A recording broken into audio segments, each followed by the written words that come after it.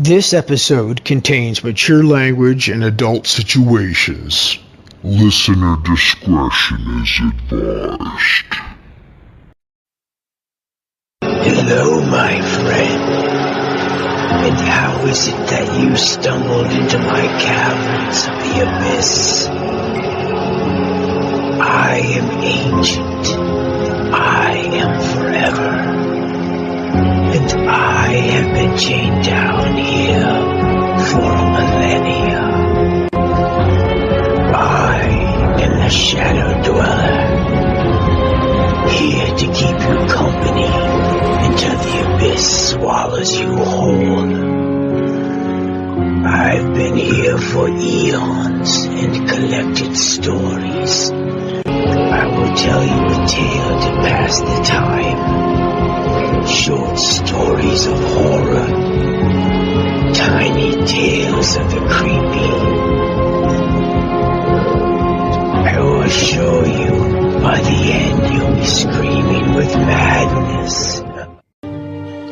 Morbid Morsals is a new chapter of terror. A short tale of madness to, let's just say, carry your tremendous suffering over to the longer, fuller episodes. Your torment and endless suffering has helped me go stronger. To reunite my brothers once again, to open the portal from here, the nether realm, to your world. To unleash darkness and chaos upon all mankind. We have grown stronger by passing these tales of madness on to you. Not only will we feast on your souls, but we will unleash hell on earth. We'll be seeking new, unfortunate souls to torment. New chapters of fear, tales of the unbelievable, and more skin-peeling episodes. Remember, your dark thoughts lead you to me. I won't have to find you. It will be you that seeks me out.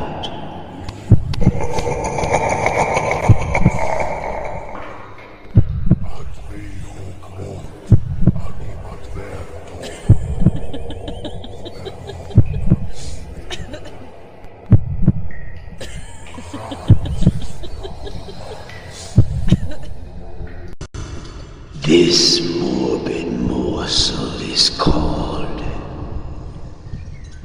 Death Shot.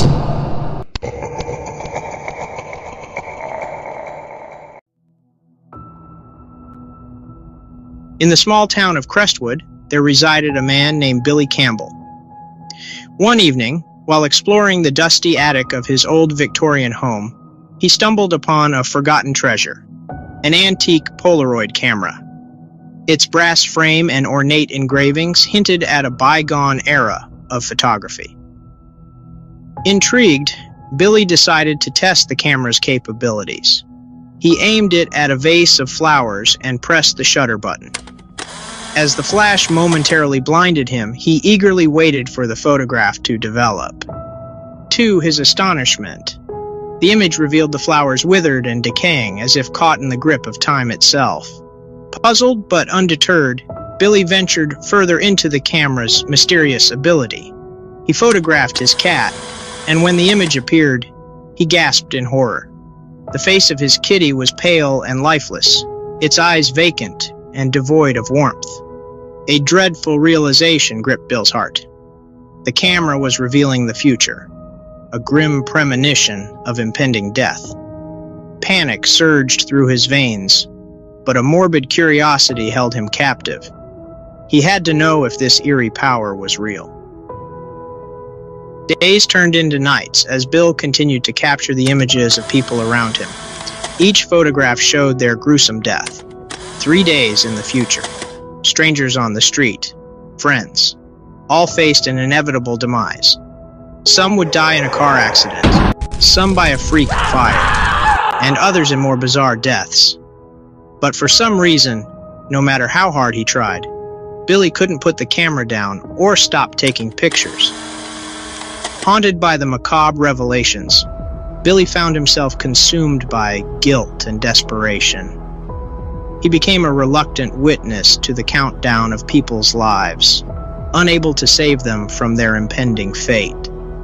The weight of their deaths bore heavily upon his conscience, threatening to drive him to the brink of madness. One evening, burdened by his guilt, Billy found himself gazing at a photograph of his beloved sister, Lily, one of his earliest photos he took. Her vibrant smile turned into a chilling expression of terror. Bill's resolve hardened, and he vowed to break the cycle of death that plagued him. Desperate for answers, he dove into the history of the camera, discovering tales of a cursed artifact that had caused havoc and misery throughout the ages. Legends whispered of a reclusive photographer named Edgar Adams, the original owner of the camera, whose obsession with capturing death had resulted in his own demise. Determined to break the curse, Bill devised a plan. On the final day before each predicted death, he would confront the subjects of his photographs, imploring them to take precautions or change their paths. He would be their harbinger of caution, their last chance to defy fate. With each encounter, Billy's heart raced, his pleas falling upon skeptical ears. Some dismissed him as a madman, while others laughed off the sinister predictions. But he refused to give up. He had to save as many lives as he could, even if it meant sacrificing his own sanity. Days turned into nights once more, and Bill fought against the relentless grip of destiny. Slowly, but surely, he managed to alter the course of some lives, preventing their untimely demise. Though he could not save everyone, he found solace in the knowledge that he had made a difference. As the final day of the curse arrived, Bill stood before the mirror, camera in hand, ready to capture his own portrait. The flash illuminated the room, and he waited with trepidation for the image to appear. To his astonishment, the photograph depicted him, alive and unharmed. Relief washed over Billy as he realized he had broken the curse. The camera had no power over him anymore. With a mix of gratitude and sadness, he packed away the antique artifact, vowing to keep it hidden forever. Billy emerged from the ordeal forever changed, haunted by the memories of those he could not save. The camera's dark secret was now locked away, a reminder that some mysteries should remain buried, their eerie power left undisturbed in the shadows of the past. Billy Campbell wasn't the only one haunted by the cursed camera. Years after locking the antique artifact away, life in the quiet town of Crestwood began to return to normal for Billy. He spent his days caring for his son, Tommy, his young baby daughter, Kayla, and his beautiful wife, Sarah. His wife, Sarah, had noticed the strain in his eyes, but chose not to press him about it, trusting that whatever haunted him was now a thing of the past. But Billy's mind never fully left the events that had transpired. He often found himself staring at the attic door, the weight of the camera's dark history pressing down on him. One afternoon, as he sat on the porch drinking a nice cold beer, he heard the familiar click of a camera shutter. It echoed from inside the house. His heart raced. Billy, did you take another photo? Sarah's voice called from inside. No. Billy responded quickly, his throat tightening. He jumped from his seat and ran inside, his worst fears realized. Tommy stood in the hallway, the cursed camera dangling from his small hands, its brass frame gleaming menacingly in the light. Dad, look! I found this old camera in the attic. I took a picture of Kayla and me. Billy's blood ran cold. Tommy, no! Give me that! That's not a toy! Before he could snatch the camera away, Tommy's eyes widened as the photograph began to develop. His and Kayla's smiling face faded into a shadow of itself, their eyes hollow and skin deathly pale. What's What's happening to our pictures, Daddy? Tommy asked, his voice trembling. Billy grabbed the photo, crumpling it in his fist. Go upstairs, Tommy, now! Tommy hesitated, fear creeping into his expression. But Dad... Right now, Tommy. Billy barked, more harshly than he meant to. Tommy bolted up the stairs, crying. Billy's heart hammered as he stared at the photo in his hand. 3 days. His children had 3 days. Just like all the others. He had to act. But the fear of failure gnawed at him. What if he couldn't save them? What if he couldn't break the curse this time? He sprinted upstairs to find Tommy huddled in the corner of his room.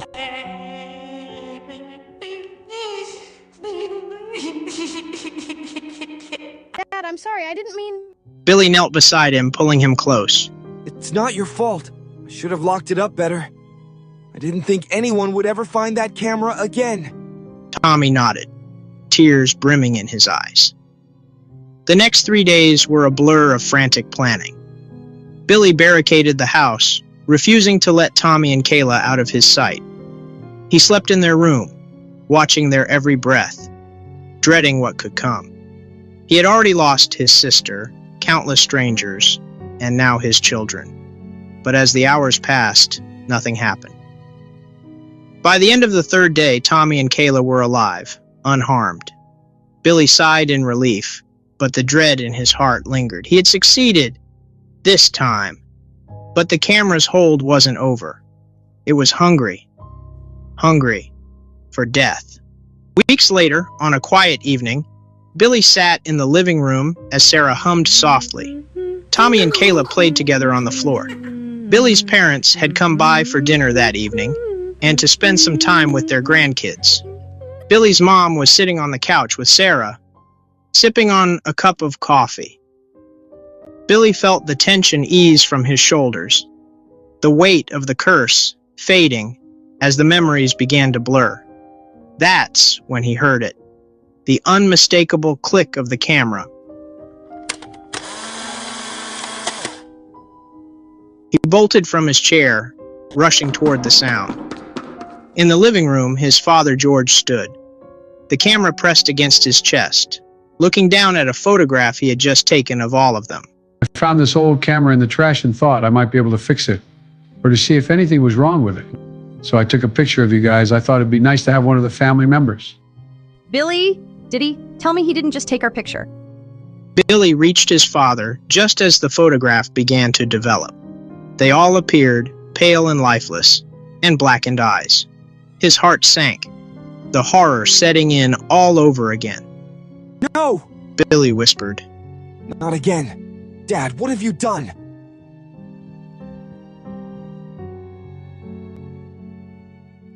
It wasn't until months later, after the mysterious passing of the Campbells, that the old camera resurfaced. It was a warm spring afternoon at a neighborhood yard sale. People were rummaging through clothes, boxes, and toys.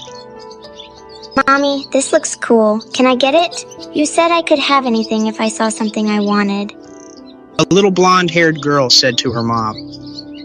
Of course, honey. Ask the nice lady how much she wants for it. Excuse me, Miss Lady. How much do you want for this? The woman took it from her, and she looked at it. Oh, this old camera must have been in some boxes from the Campbell house that was left behind when they passed away. For you, sweetheart, $5 even. The little girl clapped her hands as her mother paid the woman. I can't wait to take it home, Mom. This is so awesome. Stand by those pretty flowers. I'm gonna take your picture.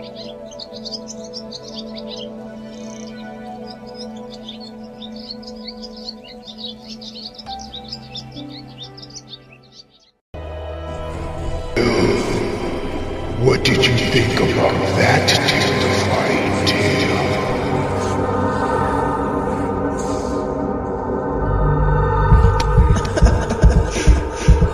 What the hell do you want from me?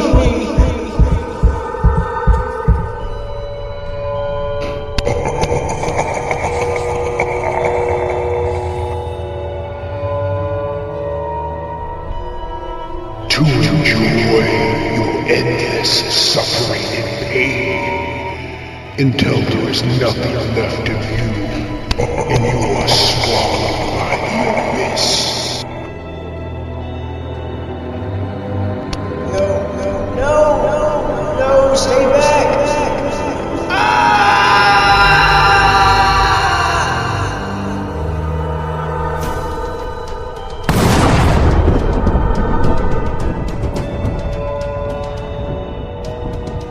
As the caverns of the abyss takes you, I patiently await the next mortal that finds their way here to me. Your dark thoughts always lead you to me. So, my friends, until next time, I look forward to tasting your fear.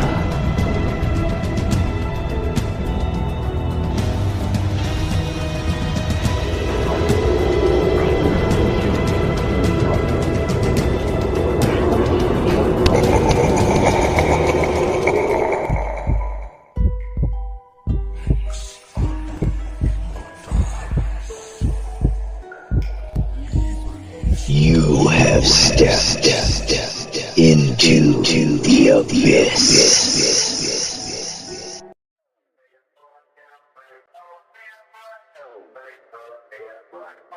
Into the Abyss has been a Dark Shogun production in association with Twisted Souls Media.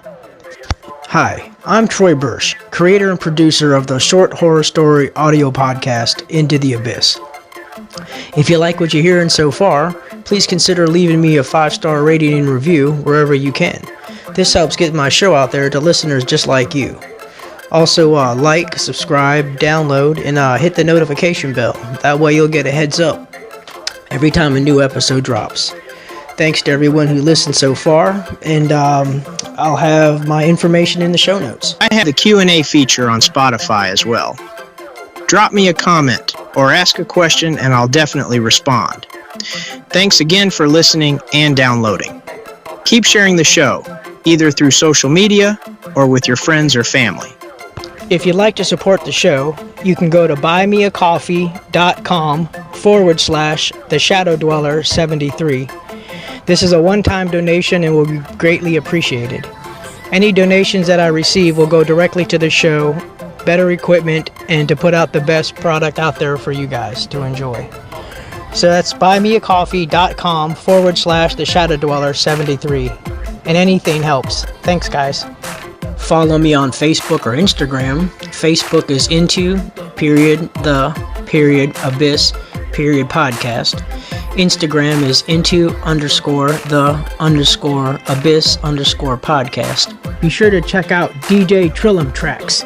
These are most of the songs that I make up to put in the show's outros. These are sick, dope beats to keep your heads ringing.